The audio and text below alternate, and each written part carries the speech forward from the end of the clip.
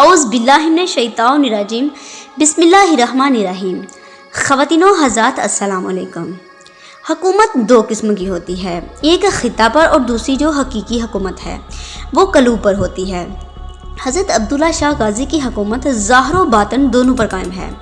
تمام دفتر ان کے ہیں جہاں تمام زائرین کی دعائیں اور مرادیں موصول ہوتی ہیں اور پھر ان کے احکامات صادر ہوتے ہیں۔ اس کا ثبوت یہ ہے کہ اگر زائرین کی مرادیں پوری نہ ہوں تو پھر یہ غم غفیر کیسا ہے جو ہر آنے والے دن کے ساتھ شاہ عبداللہ غازی کے مزار پر بڑھ رہا ہے۔ جمعرات کے دن تو آپ کے مزار کی سیڑھیاں چڑھنا مشکل ہوتا ہے۔ حضرت عبداللہ شاہ غازی کی باطنی حکومت کا حال کہاں سے معلوم ہوگا؟ سرور کائنات کی حدیث ہے کہ میری امت کے علماء بنی اسرائیل کے نبیوں کے ہم مرتبہ ہوں گے جو مخلوق کی رہنمائی کا باعث ہے۔ یہ وہی ہیں جنہوں نے اپنی زندگی امت محمدی کے لیے وقف کی ہوگی۔ یہ وہی ہیں جن کو غم امت لاحق ہوگا۔ نبی کی پیروی میں انہوں نے وہی کچھ کیا ہوگا جو نبیوں نے کیا۔ مدینہ منورہ میں سید محمد نفس زکیہ کے ہاں اسلام کے اس درخشاں ستارے نے آنکھ کھولی۔ آپ کا شجرہ امام حسن علیہ السلام سے ملتا ہے جس کی وجہ سے آپ کو حسنی سادات ہونے کا شرف حاصل ہے۔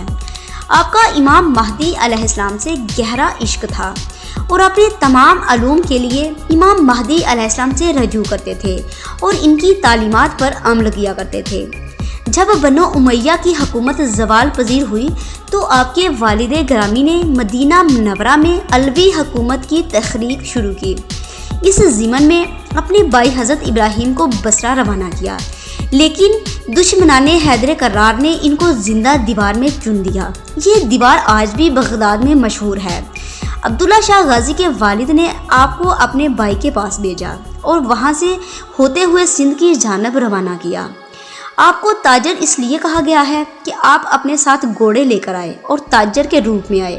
آپ نے 12 برس اسلام کی تبلیغ کی اور سینکڑوں لوگوں کو مسلمان کیا۔ کہاں سندھ، کہاں مجاز مقدس، کتنی مسافت ہے۔ یہ بات تاریخ سے ثابت ہوتی ہے کہ سندھیوں کے بنجر دل کی زمین میں سب سے پہلے حضرت عبداللہ شاہ غازی نے ہی اسلامی بیج بویا، پھر اس کی آب پاری کی، محبت، اخوت اور بردباری سے لوگوں کے دلوں کو گرمایا۔ جس طرح انبیاء کرام معجزوں سے اجتناب کرتے تھے، اسی طرح اولیاء کرام بھی کرامات سے اجتناب کرتے تھے، لیکن حق کو منوانے کے لیے بسا اوقات ایسے کارنامے سر انجام دینے پڑتے تھے جو عقل سے باہر ہوتے ہیں۔ کراچی کے گرد و نواح میں میٹھا پانی دستیاب نہیں ہے۔ جب آپ کے ساتھیوں نے آپ کا مزار پہاڑی پر بنایا تو وہاں سے دور نہیں جانا چاہتے تھے، مزار کے قریب ہی ڈیرے ڈال کر رہنے لگے اور میٹھے پانی کی تلاش میں مارے پھرتے رہے۔ میٹھا پانی نہ پا کر یہ لوگ بہت پریشانی سے دوچار تھے۔ جب مرید آزمائش پر اتر آئے تو رحمت جوش میں آئی اور شاہ عبداللہ غازی نے اپنے ایک مرید کو بشارت دی کہ اس پہاڑی کے نیچے سے اللہ تعالیٰ نے آپ لوگوں کے لیے میٹھے پانی کا سرچشمہ جاری کر دیا ہے۔ یہ شاہ عبداللہ غازی کی زندہ کرامت ہے کہ پورے علاقے میں نمکین پانی ہے، لیکن مزار کی پہاڑی کے پیچھے کھارے پانی کے بیچوں بیچ میٹھے پانی کا سرچشمہ جاری ہے جس سے زائرین اپنے آپ کو سیراب کرتے ہیں۔